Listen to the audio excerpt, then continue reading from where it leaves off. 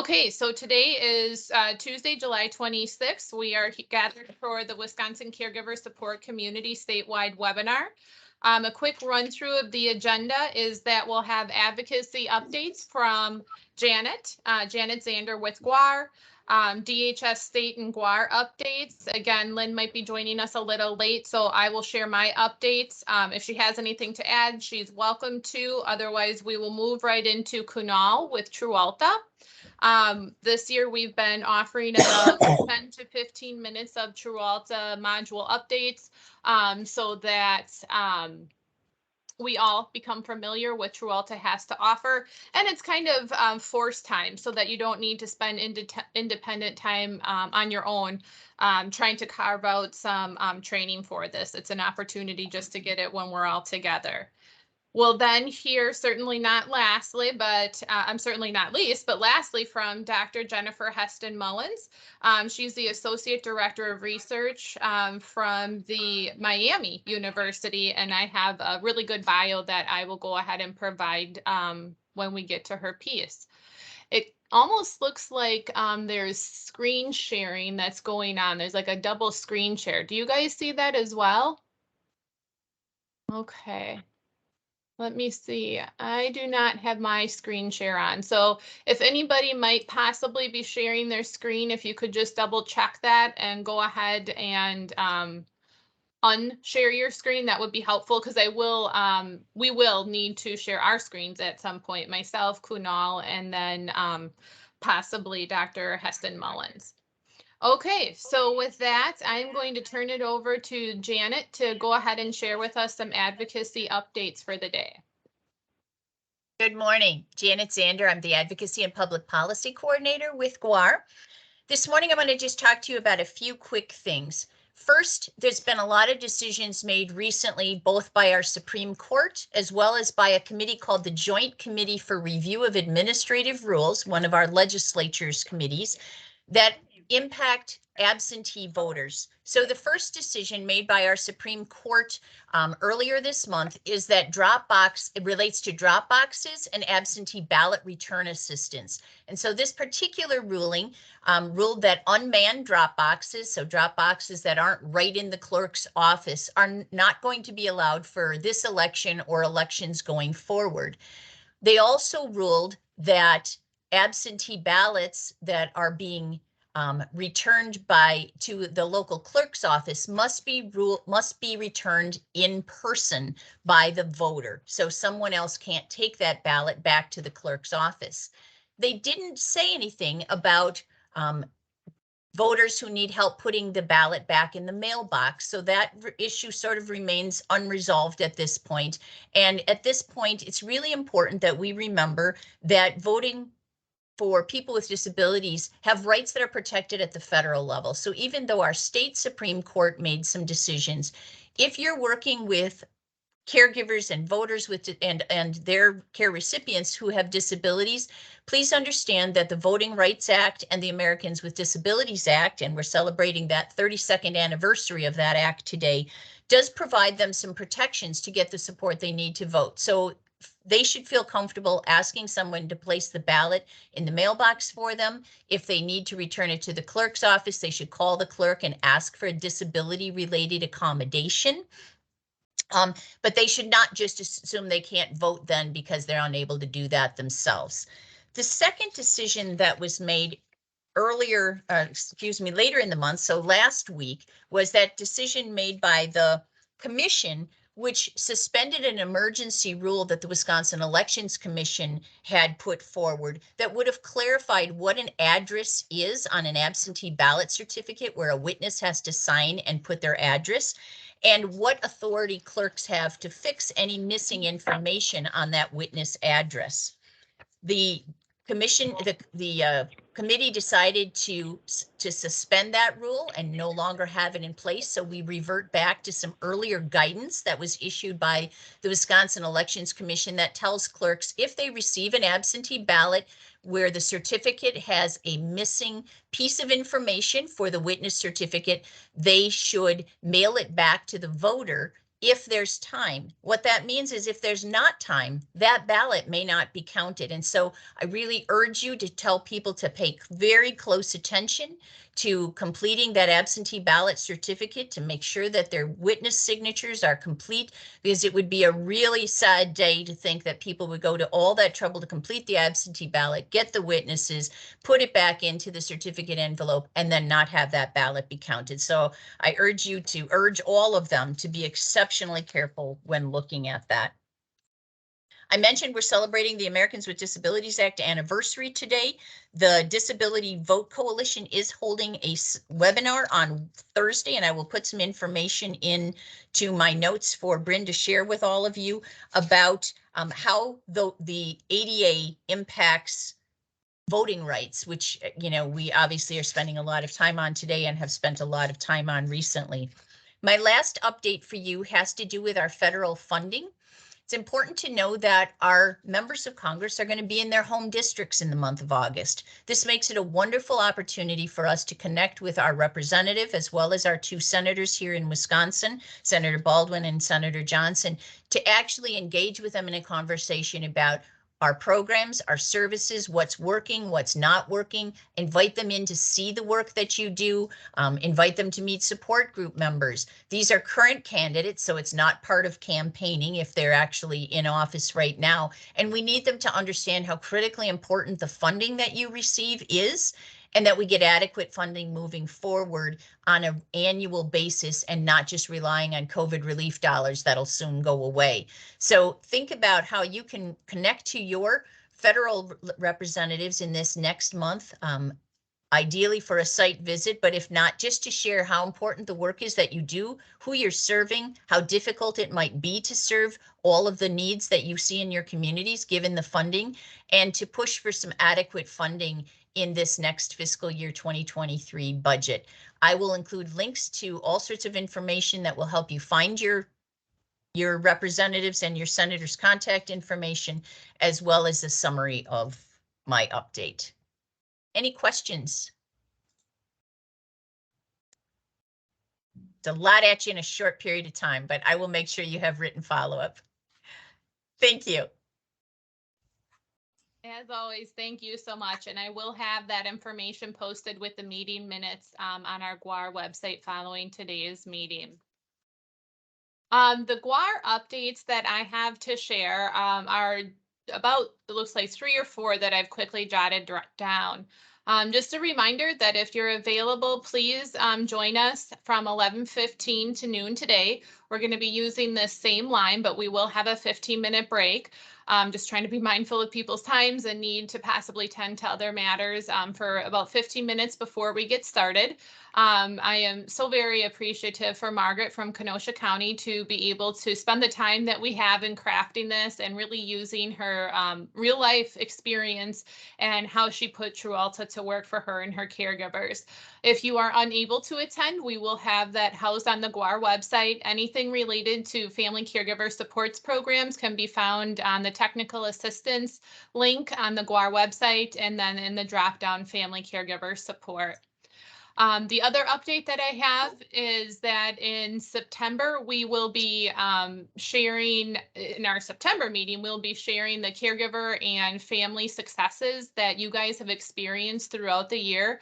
I know at least from a few counties, Brown comes to mind, Kenosha comes to mind, I believe Sawyer County, even I think there's been some really creative uses in Dane County as well. Just in a lot of the brainstormings and phone calls and emails that I get from you guys, how you're able to really craft person-centered planning with the grant dollars toward the use of the grant funding with these caregivers. So kudos to you. Please reach out to me. I've already got a small list of folks that I am going to reach out to see if they'd be willing to share in September. And if you're able to reach out to me, that is helpful, just because then we can get as many people the opportunity to talk throughout September's meeting as possible. Also, if you have creative ways you've used pots of money, especially with respite being what it is today with lots of barriers, this would be a good opportunity as we enter a new fiscal year to share that throughout the state. We also have crafted a training curriculum. I'll share my screen in just a second for you guys to take a quick peek at it. It will also be available on the GWAR website soon, and I do have kind of a disclaimer posted that we'll continue to add to this. So we have a training that we'll be recording in August with Polly I forgot her last name, Polly Shoemaker from our Guardianship Support Center. She'll be offering a training on healthcare POA and durable POA. Once again, if you cannot attend, no worries. We will record that training and make it available to you all. And that will also be part of the training curriculum.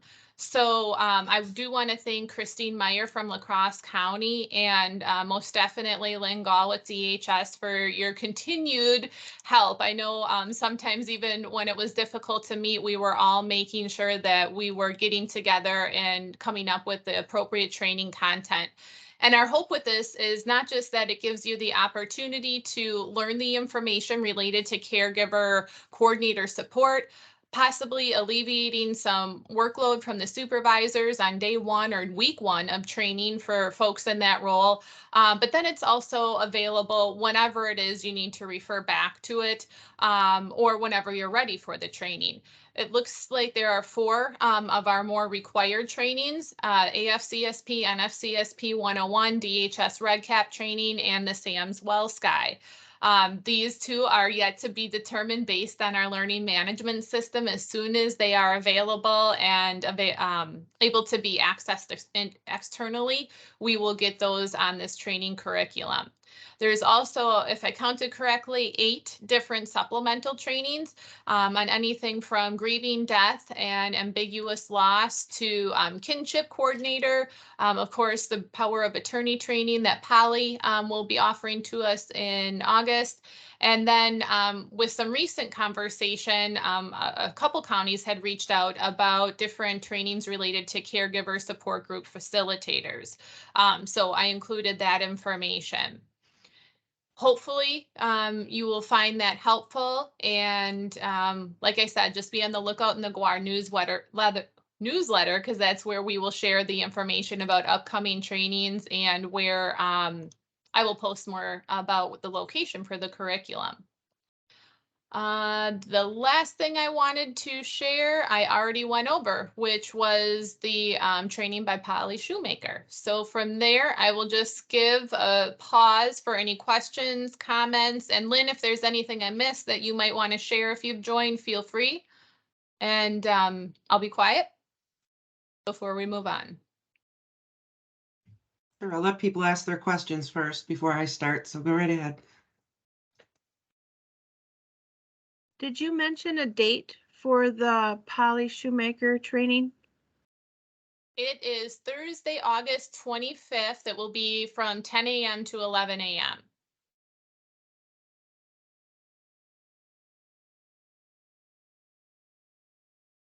Thank you. Yes, and I will put that in the GWAR newsletter as well. I try not to bombard you guys with too many emails and put it all in one place, so you can also look back because our newsletters are archived on the site.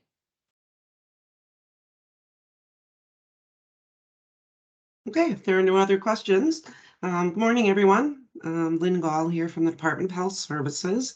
And I really have just a couple things.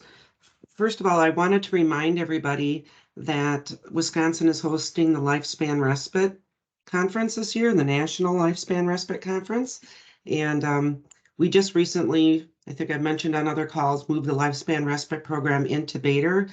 And I'm overseeing it. So it's going to be a lot more coordinated with family caregiving in the future. So if you at all are able to come to Madison on September 13, 14, and 15 are the conference dates, you can register for it now and you can use your program funds to pay for that to attend the conference.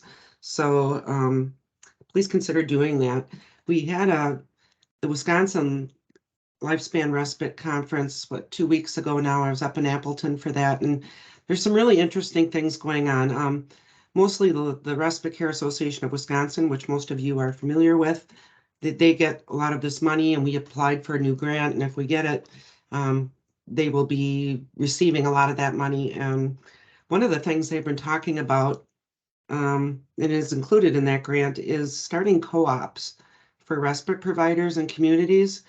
And we had a good, someone from the UW-Madison, they actually have a co-op center, a whole area that has specialists on how to get a co-op started, how to help people who want to get that going, do the legal work, answer questions, really help people get that off the ground. And with the shortage of respite providers and other in-home care providers, it was a really interesting topic, and I hope, I have to look back on the agenda, whether that's on the agenda, but it is something that we'll be talking about, I'm sure, in the future, whether we get the federal grant or not. We have to find other ways to start building providers in communities, and co-op seems like a way that we might be able to do that. So if you are at all able, I will put the link in the chat, or Bryn, if you want to include the registration link in the materials, that would be great. That's kind of the main thing. The other thing I just want you to all know is that I'm going to be on vacation next week. So yeah, I'll be gone the first week of August. So Bryn is still going to be available, I believe, though. So you can contact her in my absence. So thanks. That's it. Thank you, Lynn. Well-deserved vacation, and I will, maybe while Kunal is providing some information about True Alta, I'll throw the link in the chat, but I'll be sure to put that information in the notes as well. Are there any questions related to what Lynn had shared on?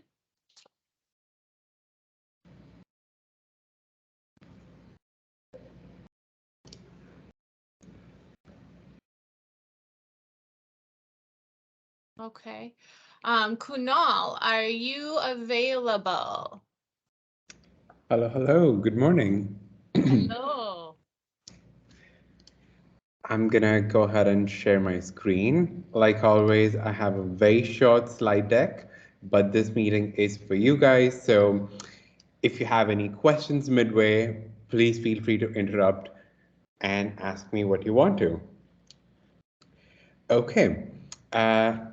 The purpose of this meeting is to provide you some updates about what's going on the True Alta portal. A bit of a backstory before I get into this. Last week, I was shopping online. Last week too. I wanted to buy teacups with the plate thing that goes beneath them. I was not sure how to describe it. The word was in my head somewhere. I just could not find it. So off I go to Google and I type in exactly that, plate under teacup, and it reminded me it's called a saucer dummy. So if I may, I would draw a parallel to a much more serious insight that we came across in our caregiver interviews. They come to the portal with very specific questions or needs or problems in mind, but they're probably not sure what to search for. For example, when a caregiver is searching for bathroom as the broad topic, someone might be looking for tips on preventing falls in bathrooms. Someone might be looking for tips on when their loved one is resisting a shower. And someone might be looking for help with selecting bathroom products. Keep in mind, these are all different categories of needs, but all of them are probably going to end up using a generalized search keyword, and that leads to a lot of information overload. So with those insights in mind, we had some new features go live on the portal. It includes a stronger search feature. So when a user searches for certain topics, they see all the lessons, courses, and toolkits related to that keyword. Moreover, when the search starts changing, what I mean is when the user is typing in the search bar, the results keep adjusting based on what they're typing. Also, the system will suggest what to search to the user. There are multiple ways to filter the data as well, what the diagnosis is, what the modality of content they're looking for, and what specific activity the user is looking to get more information on. Let's, for sake of example, continue to talk about the bathroom keyword. If someone's looking for information on reducing a fall risk in bathroom, they can choose multiple filters on the left-hand panel. They can select the diagnosis. They can select aging, Alzheimer's, Parkinson's, stroke, etc. They can select different topics within the risks, like falls. And then within tasks, they can select something like dressing. So the whole sentence could be phrased as, I want to reduce a fall risk for my loved one while I'm helping them get dressed in the bathroom. And these filters will help the caregiver do exactly that. It helps them get to the information that they're looking for much quicker. Also, users can further personalize their learning content and their profile. The caregivers are prompted to follow topics that are relevant to them. At the bottom of the screen, as you see, there's going to be a blue ribbon which will prompt them to follow topics. This provides them with an opportunity to pick and choose what topics are important for them, and they will be notified whenever new content relevant to their topics is released. The topics are grouped under multiple categories as well, by diagnosis, dementia, Parkinson's, aging, stroke, and also keep in mind caregivers will be able to select multiple topics. In case their loved one is dealing with Alzheimer's and is a stroke survivor, they will be able to select both of those. The second group is behaviors, because behaviors is, we've seen that caregivers are looking for a lot of information on behavioral symptoms. So they'll be able to pick and choose what behaviors they need help with. There are risks like falls, elder abuse, health and injuries topics like bed sores, pain, prescriptions, wellness topics, emotions, self-care, work, especially for working caregivers, tasks which include activities, bathing, dressing, medications, etc.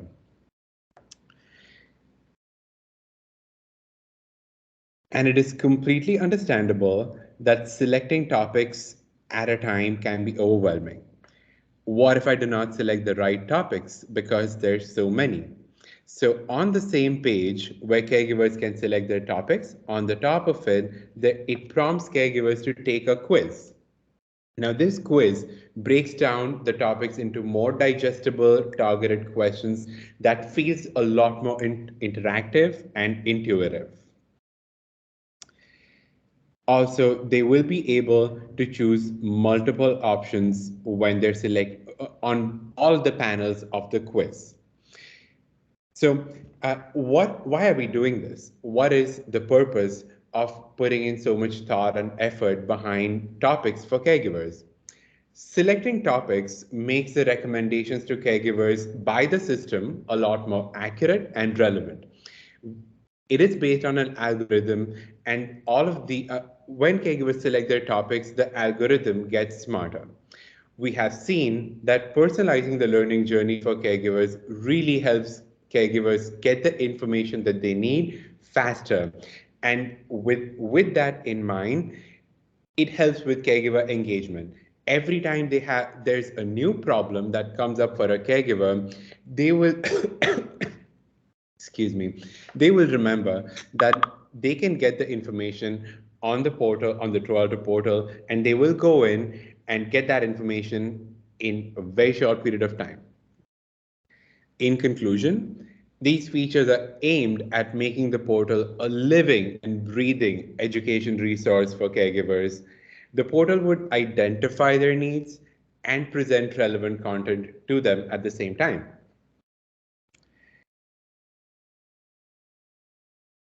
That is a part of recent updates. I'm very happy to answer any questions or take any comments.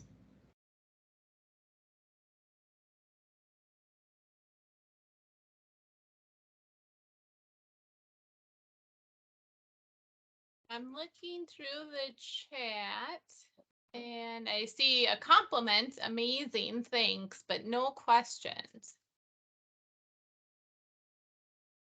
Thank you so much.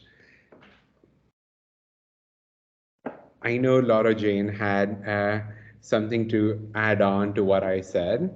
Laura Jane, are you with us on the call? I am. Thank you. Good morning, everyone. Great to be with you as always.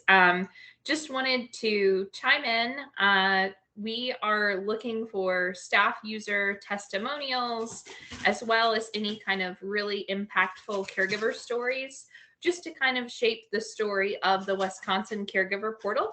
So if you feel so compelled to share anything, please feel free to reach out to me or Kunal, and we can set up a time to collect your story. But the offer stands. No real time limit or urgency, but would definitely love to hear from you. And if you have any particular caregivers that are using the portal a lot, would certainly love to connect with them as well.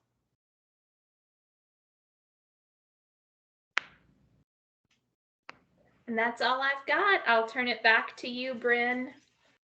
Thank you. Kind of exciting when I get in a meeting like this and our ability to come together. We have somebody from, is it North Carolina, Laura Jane? And we have Canada, and our next speaker is also from out of state. So hopefully we can give her a warm welcome. I will provide a little bit of information. I've been trying to do my best posting in the GWAR newsletter, as well as posting on our Facebook page information related to her work, and kind of gearing you all up so that you're able to ask questions or at least have some background information. But Dr. Jennifer Heston Mullins is the Associate Director of Research and a Senior Research Scholar with the Scripps Gerontology Center at Miami University, which is celebrating its 100th year anniversary this year. She holds a Bachelor of Arts in Social Work and a PhD in Social Gerontology from Miami University, and a Master's of Social Work from The Ohio State University. Dr. Heston Mullins has been a licensed social worker in the state of Ohio for 25 years, where her practice has focused on older adults residing in both home and residential care settings. She has experience in adult protective services, hospice, care management, skilled nursing, rehabilitation, discharge planning, and assisted living, and has worked extensively with older adults and their supports to navigate and access the complex services, programs, and systems that shape the experience of aging in our society. Her research has been funded by federal, state, and private entities and includes exploration of the experiences and roles of direct care workers, person-centered care, communication and care coordination within caregiving families, efforts to build dementia-inclusive communities, end-of-life decision-making, locally funded aging service initiatives, and program evaluation. So a lot of really good, rich history that I think many of us on today's meeting will definitely be able to relate to. So with that, I will give Jennifer the opportunity to share more about her research. Thank you so much, Bryn. Can everyone hear me all right? I can see a few faces, so thank you. I have to use a headset because there's construction going on outside of my office that's been going on for 2 months, and it gets very loud. So just want to make sure my audio was working. But Bryn, thank you so much for the introduction, and thank you all for letting me join you here today. I always want to point out first that yes, Miami University is in Ohio and not Florida. That can sometimes be a little bit confusing for folks. As we like to say, Miami was a university before Florida was a state, which is true. So we always point that out to folks. And, you know, as Bryn said, prior to going into research, I worked with older adults and their family and friend care partners in long-term care for a long time. I worked as a state-tested nurse's aide and then became a social worker in a variety of settings. And that's really been something that has helped forge my research interest. I became a researcher in 2013, and also provided care and support for 3 of my grandparents, and one of those lived with dementia. So I have some professional and personal interests in family caregiving. And if you'll humor me for just a moment, I know I can't see everybody's faces, and there's about 80 some, a little over 80 some people on the call. I know that you're all professionals and you're all paid, right, to provide some sort of care, support, services to older adults and their families. So I think I get the sense that everyone on here is actually paid. It's part of your job. This is what you do for a living. Now, I can only see a few of you, but how many of you here today have provided or currently are providing care or support for an older adult who is close to you, like a family member or a friend? You can raise your hand. If I can't see you, someone else on the call will be able to see if your video is on. So I'm seeing a lot of hands just on my screen. Well, I'm hoping that my presentation is still going to be relevant for you folks today, because we're going to be talking about how to help caregiving families make decisions and improve their communication and care coordination. And I know from experience as an aging services professional that families that have a member who is an aging service professional never have issues dealing with caregiving, because the family members always seek out and appreciate and really revere those aging service professionals within their families when something's happening like that. Really, it's kind of like we're royalty when it comes to caregiving issues in our families. And I also know that when aging service professionals are faced with caregiving within our own families, that we are able to always calmly use our knowledge, training, and skills to expertly navigate every issue before it becomes a crisis. But in case that hasn't been your experience, then I might be able to offer something today as I'm sharing. So I will start sharing my screen. I have some few things to share with you. I'm really excited about what I'm going to be talking with you today. All right, I think you should be seeing now my screen. Is that the case? Bryn, you have to tell me because I can't see anybody else now. There it is. Yep. All right, fantastic. Thank you so much. So just to start off, I would like to give a little bit of context to some of the work that we've been doing, and some of you are maybe very familiar with this report, but I'm going to just point it out. The Caregiving in the U.S. 2020, this was just recently published by the National Alliance for Caregiving and AARP. And these 2 organizations have been publishing caregiving in the U.S. reports every 5 years since 1997. And they can be really helpful because they usually have infographics along with them that can be good if you're trying to provide some data to support phenomenon that I'm sure you are seeing every day in practice. And so, one of these things is also that these number of Americans, these are, really helpful kind of statistics for people. The number of Americans that are providing unpaid care to an adult or child with special needs has increased from 43.5 million to 53 million in 2020. So in 2015, it was 43.5, they estimated. Now we're up to 53 million. That's a lot of people that are providing care. Nearly 20% of those are providing care to an adult that they say have some sort of health or functional needs. And among those that are caring for an adult, there have been increases in the number who report that they are caring for more than one person, and also those that say they have difficulty coordinating care. So there's also been increases in those that are caring for someone with Alzheimer's disease or dementia. And about 23% of Americans say that caregiving has made their health worse. About 60% of family care partners are women, which is not surprising. And about 60% also work in addition to providing care. And the largest proportion of those providing care to adults are the boomers, as we call them, with the Gen Xers not far behind. And also a growing number of millennials and Gen Zers, as we call them, are also providing care. So putting that into perspective, my parents are in their early 70s and they're considered boomers.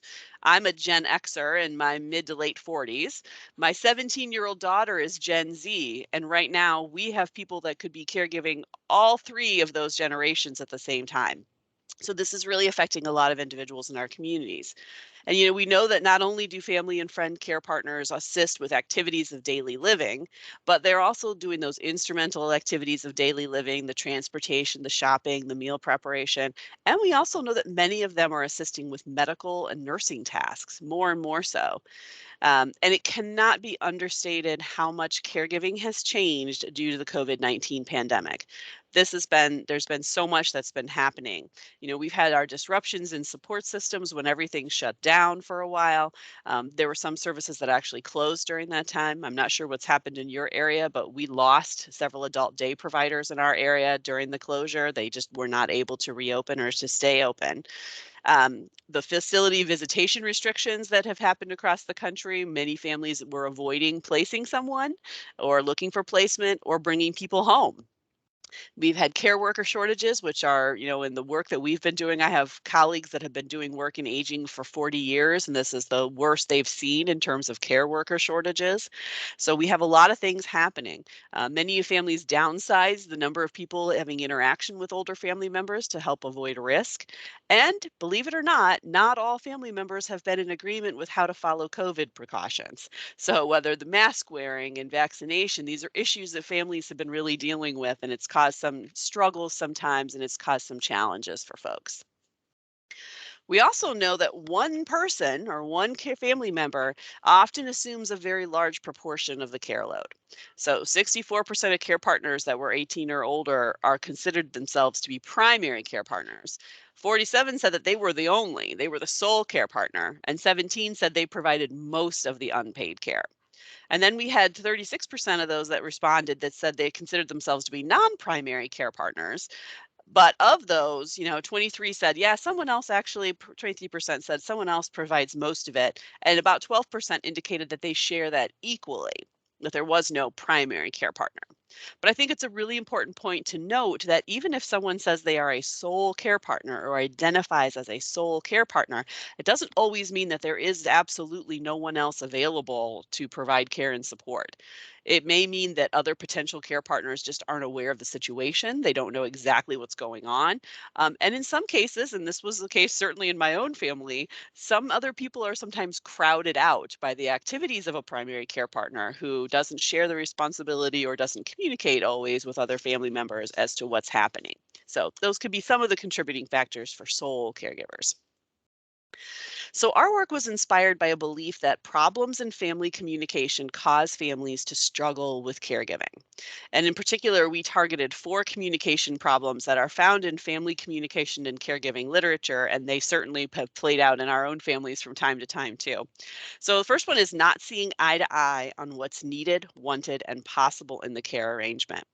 So my sister thinks that my mom should stop using the stove. My mom thinks she's fully capable of using the stove and we should all leave her alone. I think she could use it with a little bit of help and supervision because she loves to cook. And my brother lives 2 states away and he has no idea what's going on with mom and the stove. So the second issue we found is that failing to acknowledge that each family member's decisions affect other family members, whether that's intended or not. So when my sister decides she's just going to cook all of mom's meals and bring them over to her, my mom loses that chance to cook for herself. I give up on my fantastic aging services professional idea of getting home delivered meals in for some of those meals to help supplement. And my brother decides, I don't have to worry about this anymore because it's already been taken care of. So another thing that families often do is they do things without talking or without actually deciding. So when my sister jumps in and just starts cooking, it's like a family decision has been made, but it actually wasn't made. We actually didn't discuss this. And then finally, when families exclude some members from the conversation, it's especially difficult to achieve good care and support. And too frequently, the first person to be left out of those family discussions and decisions is the person with care needs. But others are also frequently left out for a variety of reasons, in-laws and stepchildren and step siblings and those types of things as well. So, based on our experiences in earlier projects and our personal and professional experiences, we knew that families need more help in initiating and carrying out conversations with each other about care and support arrangements. And that's where our Family Our Way, or OFO, as we abbreviate it to, comes in. So OFO was originally created by Dr. Kathy McGrew, who was a researcher here at Scripps, who has since retired. And I was privileged to work alongside her in the initial development and testing, and then I've carried that work on since her retirement. So OFO is a communication and care coordination resource that caregiving families can use to help them have good communication and good conversations about care and support arrangements. It was originally designed for families to be able to use it on their own without the help of a professional. But as I'll share with you in a little bit, we also created some resources for professionals as well to be able to use this with families. And I want to make sure that I'm clear that when I use the word family and family members, I mean that term very broadly to include those that are related by blood and marriage, but also by families of choice. So oftentimes, which include friends. So we want to be as inclusive as possible with that term family. So the goals of Our Family Our Way are to improve communication between family members about care and support, ensure that the person with care needs is included in conversations and decisions about their own care and support, and increase the involvement of family members and others so that one care partner is not responsible for all care and support. And OFO works like this. So we have a set, each family member fills out, including a person with care needs, fills out a set of individual tools that helps them think through and write down their unique perspective on their care and support arrangement. After everyone in the family completes their individual tools, the family determines a date, a time, and a place for a family meeting. There's a family meeting guide that's scripted and walks the family through the process of holding their meeting. And then prior to at the beginning of the family meeting, the family members review each other's completed individual tools. And then in the meeting, they engage in what we call as a shared assessment. So they compare what they wrote in their individual tools and they talk about where their answers differed and why. Then they work to negotiate those areas of difference or places, or just identify places where they know they just can't agree right now. And then finally, they develop a family care and support plan and a follow-up plan for ongoing communication and how they're going to talk to each other about care and support as needs change. So this is a snapshot of some of the sections included in the individual tools. There are two versions of the individual tools, one for care partners and one for the person with care needs, which has the same tools in it, or same sections, but just slightly different wording. This one is from the person with care needs version. And so family members use, you might be able to see my mouse here, family members use check marks and note spaces to indicate their perception of the current care arrangement in terms of the person with care needs. And there's a section on health considerations, their home environment, also the care and support activities that they may require assistance and support with. And all of the family meeting materials have been turned into fillable PDFs, so they can be printed if someone wants to complete them on paper with paper and pen or pencil, or they can be completed electronically by just clicking on the boxes. And then they can also write in there. And then family members can email those to each other if they fill them out electronically very easily. This is a snapshot of the shared assessment, which has the same sections as the individual tools, but then the families go item by item and they discuss their different answers from their individual tools, try to reconcile those different perspectives, and then record the outcome of their discussion in the assessment.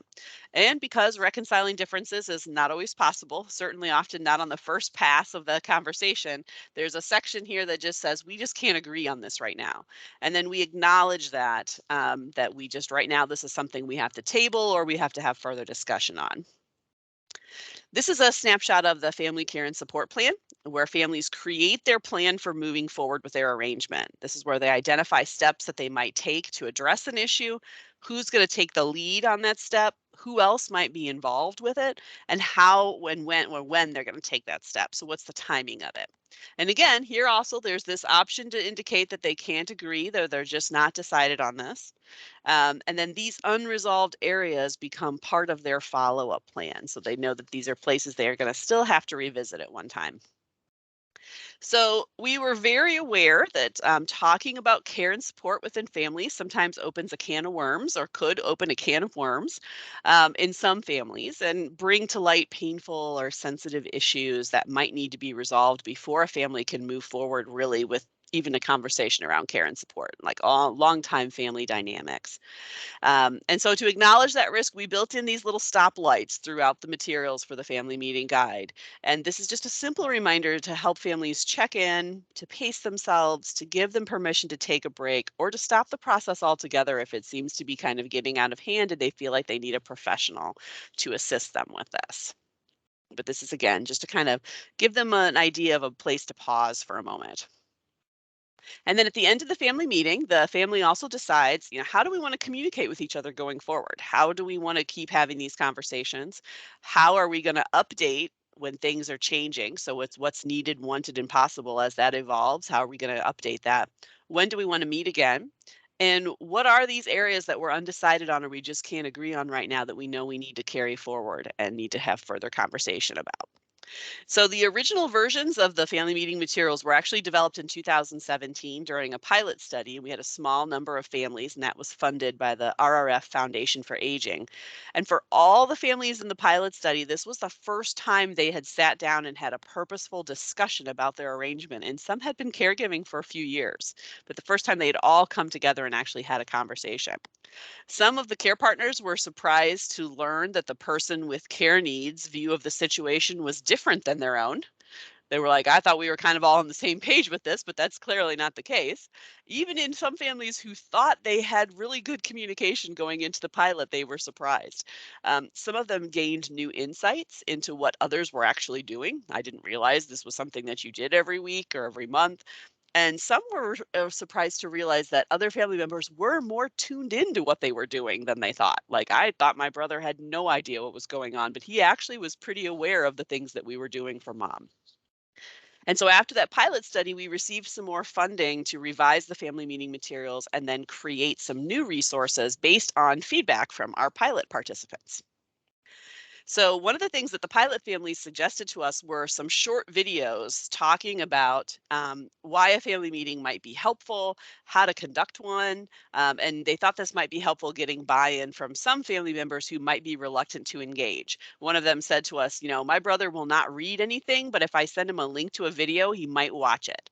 So we worked with a production company. We created 2 short videos. They're about 5 to 6 minutes each. One is, what can a family meeting do for us? And the other one is, how do we hold a family meeting? And it has these little characters here.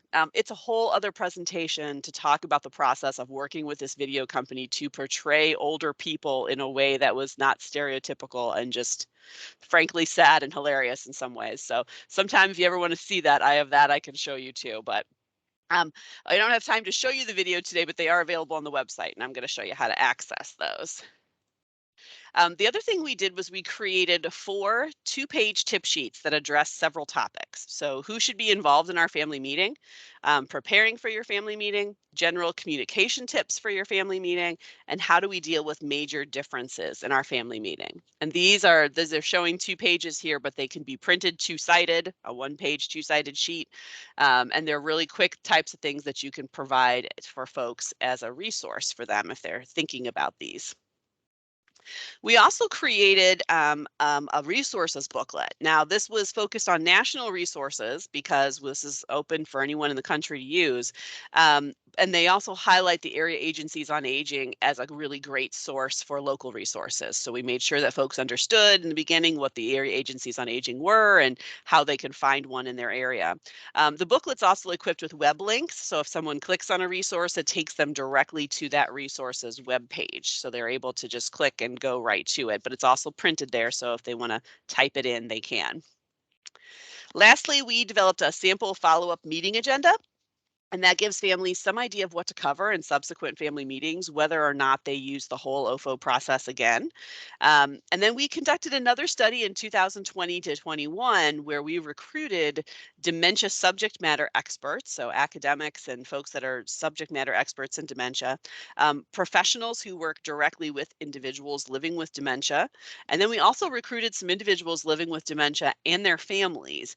And we asked them to review the OFO materials on the website and to give us feedback about how the materials might work the same or differently for individuals living with dementia and for those caregiving families. And they had some great feedback for us, and that resulted in some other new resources. So one of the things the individuals living with dementia told us is that we needed to include more about the non-physical and non-medical aspects of care and support. So the All About Me tool, which is on the left, recognizes that family and friends may know each other really well, but there are some questions that we typically don't ask each other, and we may not know everything. And so this resource is designed to help care partners get to know what's most important to the person with care needs and their preferences for certain aspects of care and support.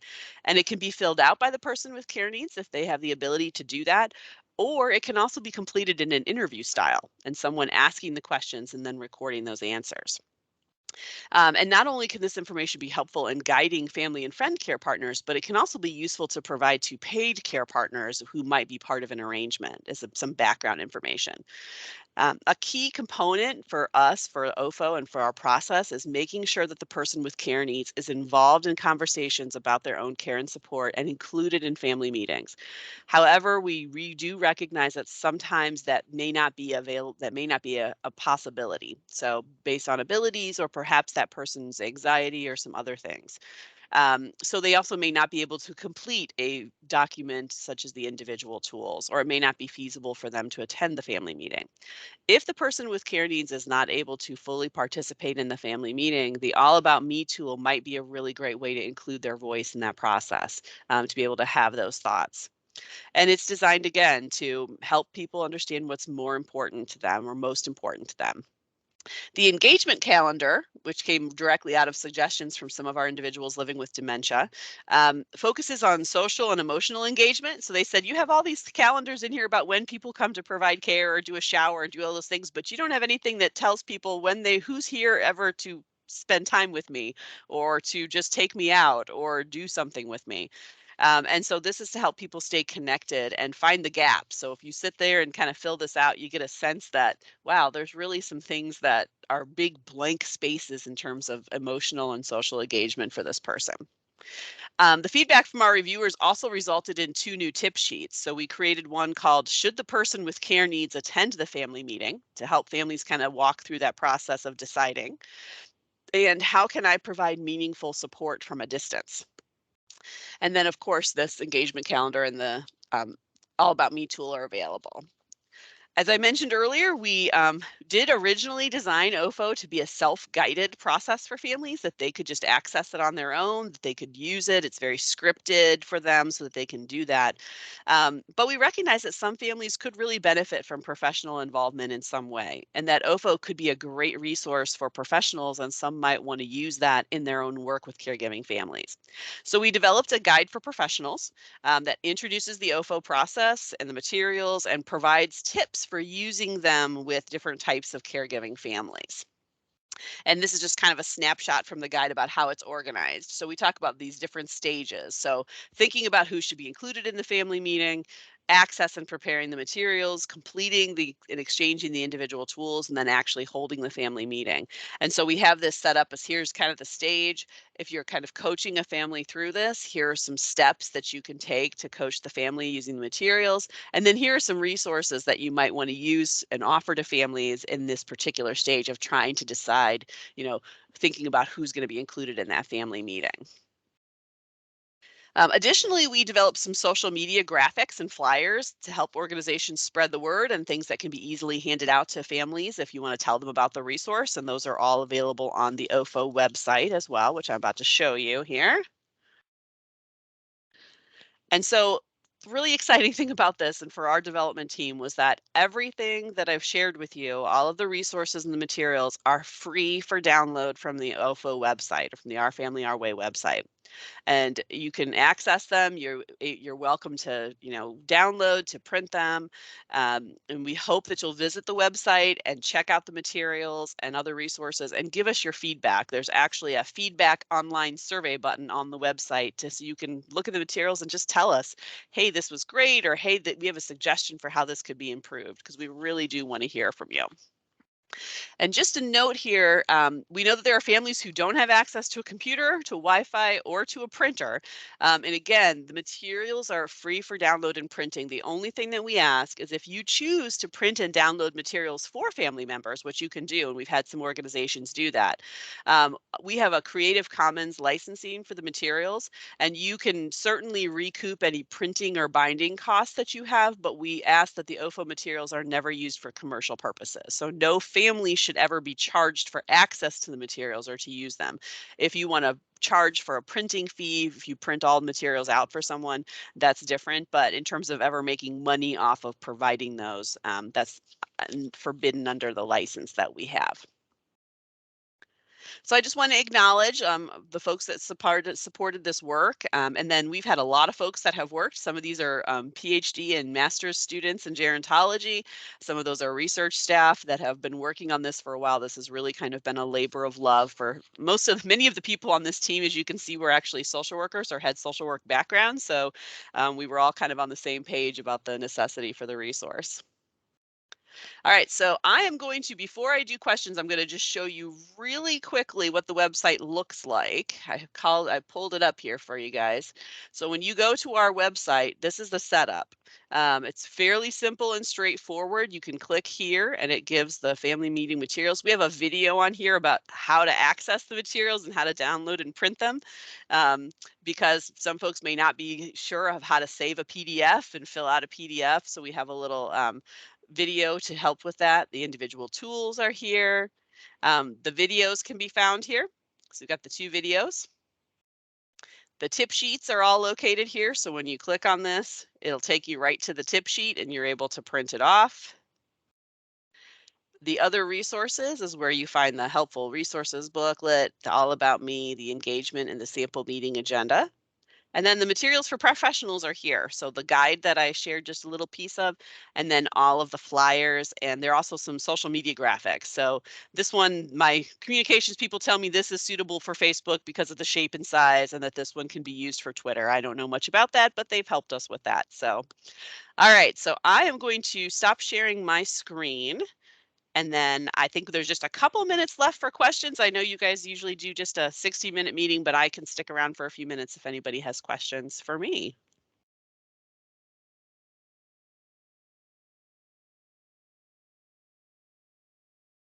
I do have a question, but before I ask my question, there is another one in the chat. It says, Okay. are the materials available in other languages?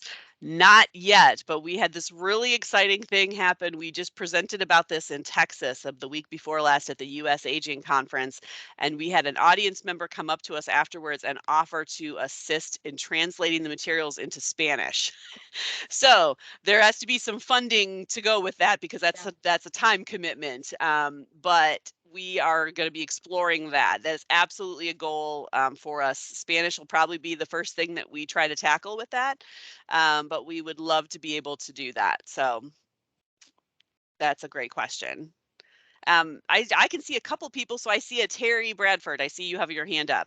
Yeah, thank you. Hey, what an awesome resource. I know we have something similar to this on the wall. I don't know if it's as detailed, and I don't think it's got any video clips, and I do think that's a great way to reach some of those people.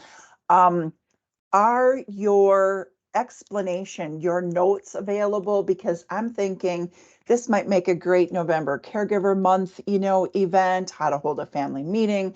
This might be something I want to present to our caregiver support group. So I don't have to recreate the wheel on how to walk them through this. Is all that in the For the Professionals guide? It's in the For the Professionals guide, but it's also in the family meeting guide itself. So it Perfect. actually walks folks through. And if you take a look at the materials, go ahead and review them. And if you have follow-up questions for me, please feel free to contact me. I'm going to I'll provide a hard copy of the slides, of just the PDF of the slides themselves, Bryn, if you want to pass that out to folks. But my contact information is in there.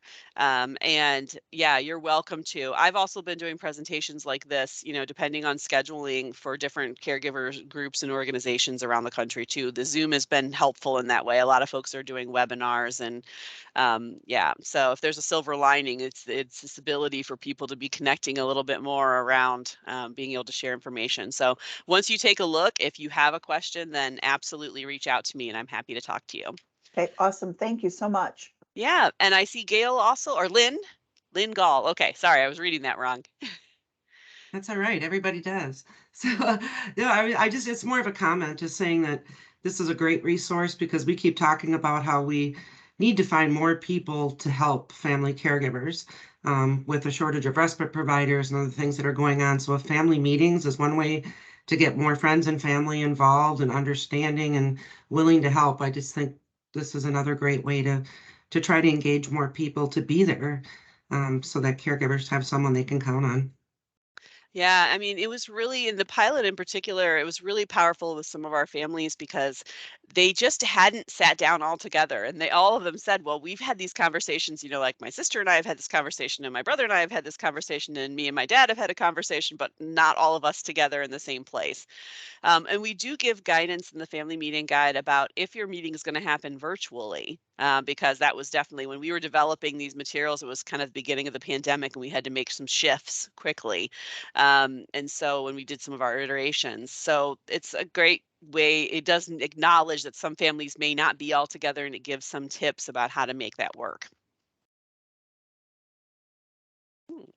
Any other comments or questions for me? Thank you. There's some wonderful comments in the chat. I really appreciate it. That's very helpful. We know that this is not the magic bullet. And I always say that, it's kind of like the staffing shortage. There's not going to be one solution to this problem. So this is not the magic bullet for all families, but I think my preference and my belief is that any resources that we can get into the hands of people will work for someone. And if it helps some families or parts of it help some families, then we are thrilled to be able to be part of that conversation. So absolutely. And I think I've gone over just a little bit past my time, so I will stop talking. It's such a great thing to have all of you here. Thank you. Thank you. Thank you so much. And I know some of you had to take off, and that's completely fine. That's why we have them recorded. So I see all of the wonderful compliments about what a great resource this is. Thank you so much. I want to echo that. And I see people already wanting to put it in practice, whether it's with their caregivers, with their support group members. So I really, really hope that this is a valuable tool and a way to really build up a network of support for maybe that sole or that primary caregiver who might be struggling. We take care of them, then they're better able to take care of their loved ones. So thank you so much. I had a couple closing comments, but we're over time, and that's fine. I have them on the agenda. So I will see you guys all in September. And remember, really quick, shoot me some success stories if you want to chat about creative ways you've used money, or you want to learn about how to use AFCSP, NFCSP funds because you haven't quite tackled that. Let me know, and we'll get some people on the agenda for September. Have a wonderful summer. And if you don't want to disconnect fully, just turn off your camera and your mic, and we'll reconvene at 11:15 for the True training. Thank you. Thank you again, Bryn. I greatly appreciate the opportunity. You are most welcome. Thank you. Hey, Bryn, just a quick question. Is this something that we can print up and provide to our powerful tools for caregivers handouts when we're talking about family meetings? 100%. That's what I heard Dr. Heston Mullins say, is that as long as, of course, you're not charging them for, like a commercial fee to make a profit on it, that these are all printable items and able to be shared. So please do so. I think the powerful tools for caregivers or any other support